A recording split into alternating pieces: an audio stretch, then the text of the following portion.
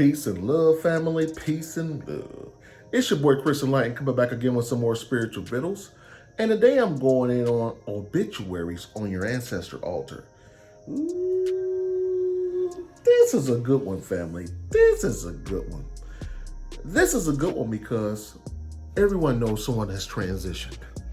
We've all known someone that's died and that's no longer here. Now, we might not have pictures of them, but we do have their obituaries. And we can put obituaries on your ancestor altar. I've done it, and I've been winning with it. The beauty about obituaries is you get your lineage. You get the person that's died, their mama, their daddy, their brothers and sisters, their children, their grandchildren, their great-grandchildren. You get the whole lineage on your ancestor altar of people in your direct bloodline that you can help. And what you do, what I do, I got a stack like this, hundreds of obituaries. My mama had 28 brothers and sisters. So we got a lot of people that's transitioned and a lot of ancestors, and people always died in my family almost every other month. So I got a stack like this, hundreds of obituaries on my ancestor altar. Now, all the ancestors that I have on my ancestor altar, I don't have actual pictures of them, but their pictures are on their obituary. Their pictures on the obituary. And I put that in this book on my ancestor altar, and I feed my family. You know, my Aunt Loretta, she's still around, and she had a garage that she needed to clean out. So I went over there, and I had obituaries all the way back to the early 1900s over there. And it was tripping me out because I was able to see the lineage of my mama's side. You know what I'm saying? And it was just amazing. I would open it up and it was like, yeah, this is so-and-so, her parents. I opened up their parents. I was like, wow. I knew distinctly what I was going to do with it. Throw it on my ancestor altar, put it on my ancestor altar. And that's what I've done. And every time I go to a funeral, I make sure I get an obituary and I put that on my ancestor altar. Okay, family? A lot of people say you shouldn't put pictures on your ancestor altar. You should put pictures on your ancestor altar. I don't know if it's a good idea to put obituaries on your ancestor altar. Do what you see fit. Do what feels good to you. If you don't want to do it, don't do it. Don't do it. There are no rules. Remember that. There are no rules. I don't want you saying, Chris Enlightened said do this. I better do it the way. I don't want you doing it like that. I'm just giving you examples of what I've done and when. And I'm speaking from my own no system. I don't follow no groups. I do me. I've always been a spiritual Ronin. I've always been my one-man gang of truth. And I'm going to stay that way. And I'm imploring you guys to do the same. You don't need a big team of people behind you. If they want to follow you, go ahead. Some of us are just natural leaders like that. I don't be like, hey, who wants to be led? Follow me. I don't be like that. If you choose to follow the God, feel free. Because I'm not going to steer you wrong. I'm going to steer the way that wins with me.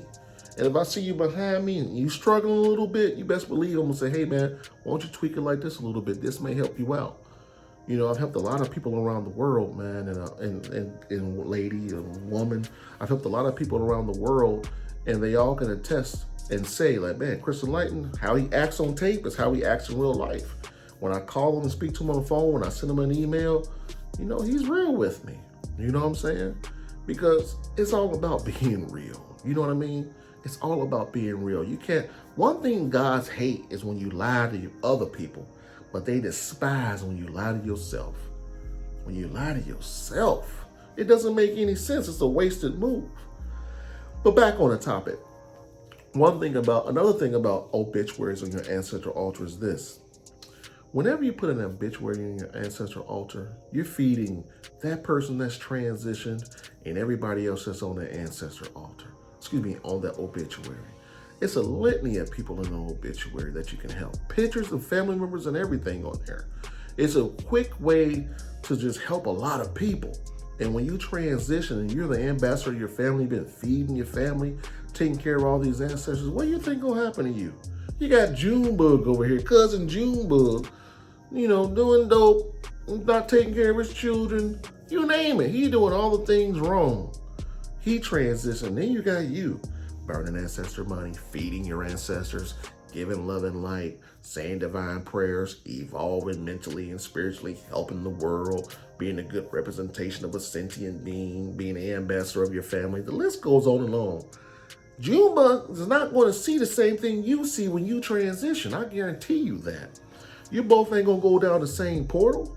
I'm not sure where Junebug is going, but I know that I'm going and you're going somewhere where there's a lot of light, because you're always judged on how much light you have and how much light you've used when you transition. It's just as simple as that, family. And the choice is and always has been yours. So hopefully you got some jewels on the importance of placing obituaries on your ancestor altar.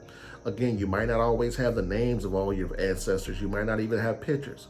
But if you have someone that's transitioned, I'm sure that they have their mother, their father name on there, and their children's name on there. Hopefully their brothers and sisters, kids and grandkids. And that's a litany, a myriad of people that you can put on your ancestor altar with one piece of paper. So hopefully you got some jewels, family. And on that note, family, you already know what I'm doing.